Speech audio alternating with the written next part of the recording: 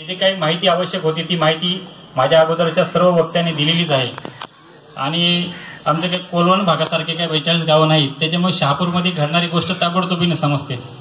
दुसरी गोष्ट, नोकऱ्या करणारे खूप लोक या परिसरामध्ये आहेत. मी तर एवढं सांगेल की बिगर आदिवासी हक्क बचाव समितीच्यासाठी या लढ्यासाठी मॅन पॉवर मनुष्यबळ उभं करण्याचं काम कोलवण करेल आणि आर्थिक पॉवर उभं करण्याचं काम या 42 गावाच्या सदन असलेल्या सर्व शेतकरी बिगर आदिवासी वर्गाने करावं, तरच आपल्या लढ्याला अधिक चांगल्यापैकी बळकटी येईल. खूप मोठ्या प्रमाणात नोकरी करणारी माणसं या परिसरामध्ये तुमच्या आहेत. या ठिकाणी आपण बघितलं, ठीक आहे, थोड्याफार प्रमाणामध्ये आपल्याला गरज येते की जाणीव जागृती प्रचार प्रसार प्रबोधन करण्याची, पण हे सगळं झाल्याच्या नंतर तालुका जेव्हा पेटेल त्यावेळेस मात्र या तालुक्यात निश्चित असा वणवा पेटलेला असेल. आज डोळखामध्ये 700 ते 800 लोक बिगर आदिवासी समाजाची या सभेसाठी उपस्थित होती. 125 पर्यंत पोलीस रॅपिड ऍक्शन दंगल नियंत्रण पथक त्या ठिकाणी तैनात होतं. म्हणजे कुठंतरी सरकारचा नाग आपण दाबतोय हे लक्षात घ्या. मी या ठिकाणी तिवरे साहेबांना विनंती करेल की ज्या पद्धतीने आपण आता तालुक्यामध्ये विभागवार बैठका घेतो, एल्गार सभा होतात, त्याचसोबत आपल्यावर अधिक प्रकारे जबाबदारी आपल्या सर्व पदाधिकाऱ्यांवर येऊन पडलेली आहे की आता या एकत्रित येणाऱ्या बिगर आदिवासी बांधवांना, मग त्याच्यामध्ये दलित समाज असेल, वैश्यवाणी समाज असेल, सोनार समाज असेल, भानुशाली समाज असेल, इतर सर्व समाज, कुणबी आगरी सर्व समाजाच्या लोकांना किंवा बिगर आदिवासी ग्रामस्थ तरुण जेव्हा एकत्रित येतात तेव्हा यांना योग्य दिशा देण्याची गरज आहे. आंदोलन योग्य वळणावर येऊन ठेपलेलं आहे आणि असं करताना आपल्याजवळ दिवसही थोडे कमीच आहेत, पण तरी देखील मुंबईमध्ये जाऊन प्रचार प्रसार करून आपली राज्य स्तरावर, कारण हा एका शहापूर तालुक्यापुरताचा विषय नाही. ठीक आहे, शहापूर तालुका नेतृत्व करतोय महाराष्ट्राच्या वतीने या लढ्याचं, पण हा पूर्ण 130 तालुक्यांचा प्रश्न आहे, त्याच्यामुळे तितकाच हा विषय गंभीर आहे. मित्रांनो, आपण परवा जे बघितलं कुणबी महोत्सवाच्या मध्ये मुख्यमंत्र्यांनी सांगितलं होतं की कुणबी समाजाला वाऱ्यावर सोडणार नाही, बिगर आदिवासीचा प्रश्न लवकरात लवकर सोडवला जाईल. आता 2 वर्ष होऊन गेला, आपला तर दुसरा तिसरा महोत्सव आला, प्रश्न काय अजूनपर्यंत त्या स्वरूपाने मार्गी लागला नाही. ज्या दिवशी आदिवासी सल्लागार समितीची मीटिंग ठेवली 2 दिवसापूर्वी अगोदर आपल्याला समजलं बैठक रद्द केली का? समृद्धीला भीक मागायची होती बँकांच्याकडून. 1 वाजता मुख्यमंत्री सह्याद्री रेस्ट हाऊसलाच होते त्याच दिवशी आणि मीटिंग तिवरेसाहेब 2 वाजता होती. तरी केवळ समृद्धीला भीक मागायचे, त्यासाठी टीएसीची आपली जे आपल्या बिगर आदिवासीच्या हक्काला न्याय त्या ठिकाणी आपल्याला मिळाला असता ती बैठक त्या दिवशी त्यांनी रद्द केली. आणि म्हणून यांच्या पाठीमागे राजकीय मंडळी जी कोणी असते, अर्थात आपण शिवसेना भाजपचं सरकार आहे त्याच्यामुळे त्यांच्याचकडून आपण अपेक्षा धरू, अपेक्षा तर त्यांच्याचकडून करावी लागेल. मागण्या असतील, टीका होतील, सगळ्या गोष्टी होतील. त्याच्यामुळे असं काही ज्याच्या कोणाच्या पायात या राजकीय पक्षांच्या चपला असेल त्यांनी राग मानण्याचं कारण नाही, कारण सत्ताधाऱ्याकडेच रडावं लागेल आपल्याला, त्यांच्याचकडून अपेक्षा धराव्या लागतील, तेच पूर्ण करणार आहेत. चुका केल्या आधीच्यांनी, त्यांनी घोडचूक केली, त्याचं प्रायश्चित्त आपल्याला भोगावं लागतंय. उन्हातानात आपण रणरण त्या उन्हामध्ये भूकतान कुटुंब सगळ्या सोडून आपण या ठिकाणी या स्वरूपाच्या एल्गार सभा करतो, तनमन धनाने आपण या ठिकाणी सर्व समाज बांधव या लढ्यामध्ये उतरतोय. पण असं करताना मुंबई जी काय आहे किंवा ठाणे आहे, मुंबईचं नाग दाबल्याशिवाय आपल्याला न्याय मिळणार नाही. आणि मुंबईत तुम्ही वेठीस धरा, सिस्टीम वेठीला धरल्याशिवाय सरकार तुमच्याकडे तितक्या गांभीर्यानं पाहणार नाही. 25 फेब्रुवारीला विधानसभेचा अर्थसंकल्पीय इंटरिम अर्थसंकल्प येतोय. 25 फेब्रुवारीला जे अर्थसंकल्पीय अधिवेशन येतंय त्या अधिवेशनाच्या पार्श्वभूमीवर 26 किंवा 27 तारखेला या शहापूर, मुरबाड, भिवंडी आपल्या आणि वाडा पालघर आपल्याला मदत आणखी करेल. या सगळ्या तालुक्याचा जर लॉंग मार्च कुटुंब कबीराचं आपण पायी पदयात्रा जर मुंबईच्या दिशेने कूच केली, मुंबईचं नाग दाबा, तुमच्या पायाशी सरकार आणि सरकारचे प्रतिनिधी येतील.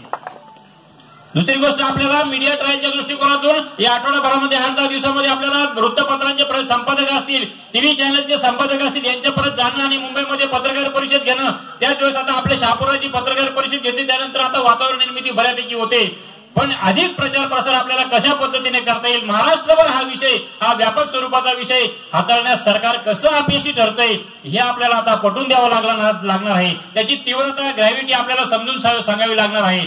भविष्यात याही नंतरचं अधिकचं काय जे काय आंदोलनाचं स्वरूप असेल, त्या आंदोलनाच्या स्वरूपाने जर ठरलं की रास्ता रोको करायचे किंवा मोर्चे आंदोलन करायचे, तर त्यावेळेस आपण सर्वजणांनी तनमन धनाने उतरलं पाहिजे. ज्या घरातील पुरुषाला वेळ नसेल त्यांनी महिलेला पाठवावं किंवा मुलगा असेल तर मुलाला पाठवावं. अलीकडे आपण बघतो नळगाव साखरपाड्याला क्रिकेटच्या मॅच होत्या, आम्ही कधी थोडं लाईव्ह बघितलं, 2-2 हजार लोक तरुण मुलं दिवसभर उन्हातानात चकाट्या फुकतायत, पण समाजाचा अस्तित्वाचा असलेल्या प्रश्नासाठी 25 मुलांना यायला तयार नाही. आता हे शिरगावकडे तिकडे कुठेतरी काही चषक फषक चालू आहे सगळे. तर या सगळ्या गोष्टी जर बघितल्या आपण, तर या चषकांनी तालुका नाचला.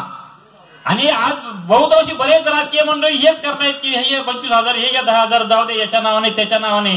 पण अशा राजकीय पक्षांच्या पदाधिकाऱ्यांनी सामाजिक स्वरूपाचा असलेला हा जो लढा आहे यासाठी 5, 10, 20, 25,000 अशा स्वरूपाची आर्थिक मदत केली तर आपल्याला कायदेशीर लढ्यासाठी आणखी स्वरूपाची आणखी चांगल्यापैकी बळकटी आणि मदत होईल. आपण जर बघितलं तर कपिल पाटील साहेब असतील, किसन कथोरे साहेब असतील की एकनाथ शिंदे असतील, कोणी असेल, कोणाच्यावर अवलंबून राहू नका. प्रत्येक जण आपल्या खांद्यावर बंदूक ठेवून आपापल्या परीने राजकारण करतोय. कधीतरी फोटो काढणार, बातम्या येणार की आम्ही याबाबत पॉझिटिव्ह बघू, सकारात्मक बघू. प्रत्यक्षात मात्र कुठल्याही राजकीय पक्षाला हा विषय वेळ मारून न्यायचा आहे. त्याच्यामुळे या विषयाच्या बाबतीत जोपर्यंत नाद गावत नाही, मग ते किती तीव्र स्वरूपाचं आंदोलन असेल तरी तीव्र साहेब किमान 10 ते 15,000 लोक या तालुक्यात आता या पुढच्या आंदोलनामध्ये 100% तुमच्या पाठीशी उभी असतील. पण आता माघार नाही. आणि कोणी दूत आले तर त्या दूतांनाही लाच लावायची तयारी ठेवा. दूत घाण करतात. दूत जे सरकारच्या वतीने येतात ते दूत घाण करतात. इतका समाज माझ्या पाठीशी असं बोलून पाठ थोपटून समोरच्यांना वाऱ्यावर सोडतात. त्याच्यामुळे मध्यस्थी अजिबात करू नका. अशा स्वरूपाची पारदर्शकता ठेवा. प्रत्येक भागाभागातून आता एक बैठक घेऊन आता हे जे काय विभागीय एल्गार सभा चालू आहेत या झाल्याच्या नंतर प्रत्येक भागातून 10, 15, 20 लोक बोलून किमान 100-200 प्रमुख लोक घेऊन त्या ठिकाणी आंदोलनाची दिशा ठरवावी असं मी या ठिकाणी विनम्र आवाहन करतो. आणि तुम्हाला पुन्हा एकदा धन्यवाद देतो की थोड्याफार फरकाने का होईना किंवा गाड्यांच्या इतकी जरी लोक असतील तरी झालं असतं. किती मोठी गाड्या आहेत बघितलं का, 42-45 गाड्या आहेत. प्रत्येकीच्यात 5-5 धरल्या तरी पण खुर्च्या पूर्ण भरल्या असत्या.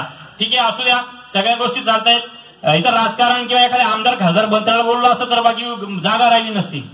माझ्याकडे डोळकामध्ये आम्ही बघितलं तर 11वी 12वीची मुलं की खऱ्या अर्थाने ज्यांना समजलं पाहिजेत की हे कार्यकर्ते मंडळी वामनराव वाळुंगे दादाला काय गरज आहे आता सभेसाठी येऊन इथे येऊन बसायची. वय झालं, राजकीय सामाजिक सगळ्या क्षेत्रात सगळी पदं भोगली, सगळ्या गोष्टी गेल्या, स्थिर स्थावर झाले, काही गरज नाही. पण पुढच्या पिढ्यांच्यासाठी या कार्यकर्ते मंडळींना वाटतं की आपलं पण योगदान असलं पाहिजे किंवा आपल्या नावाने कोणी शिमगा नाही केला पाहिजेत. नंतर खाडेदादांच्या कृपेने आज टीडीसी बँका भरले. सामाजिक स्तरावर बघितलं आपण की 10वी 12वी झालेली माणसं बँक मॅनेजर झालेली पाहतो आपण. त्यानंतरच्या काळामध्ये असं काम दिसलं नाही. त्याचं एकच कारण होतं की अशा स्वरूपाची मंडळी संघटितपणे येऊन न्याय देण्याचं काम करत नव्हती. निश्चितच गोरगरीब शेतकऱ्यांची मुलं नोकरीमध्ये लागावी, आरक्षणाचा त्यांना फायदा व्हावा आणि सामाजिक प्रवाहामध्ये यावीत, ह्या एका उदात्त हेतूने बिगर आदिवासी हक्क बचाव समिती जो लढा उभारते त्याला सर्वांनी तनमन धनाने मदत करावी असं आवाहन करतो आणि थांबतो. जय हिंद, जय महाराष्ट्र.